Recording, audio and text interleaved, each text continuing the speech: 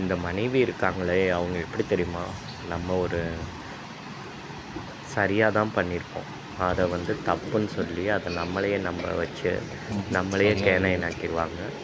அதே மாதிரி ஒரு இன்சிடெண்ட்டு இங்கே நடந்திருக்கு பாருங்கள். என்னென்ன பண்ணுறாங்க பாருங்கள்.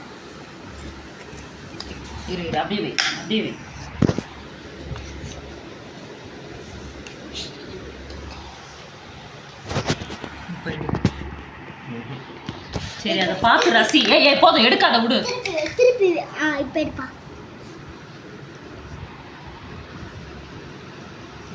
உன்னோடதுல முதல்ல லைட் அடிக்கணும்டா பேப்பையில. ஓ அப்படியா?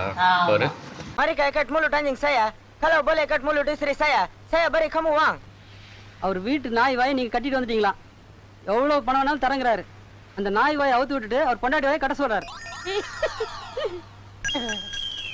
ஓம் பொண்டாட்டி மட்டும் இல்ல, அது இங்கிலீஷ் பொண்டாட்டியா இருந்தாலும் சரி, ஜெர்மன் பொண்டாட்டியா இருந்தாலும் சரி, ஜப்பான் பொண்டாட்டியா இருந்தாலும் சரி, தமிழ் பொண்டாட்டியா இருந்தாலும் சரி, உலகத்தில் உள்ள எந்த மொழி பொண்டாட்டியா இருந்தாலும் பொண்டாட்டின்னு வந்துட்டாலே அவளுங்க வாயை கட்டவே முடியாது. அவளுங்க கொலைக்கிறத கொலைச்சே தான் தீர்வாளுங்க.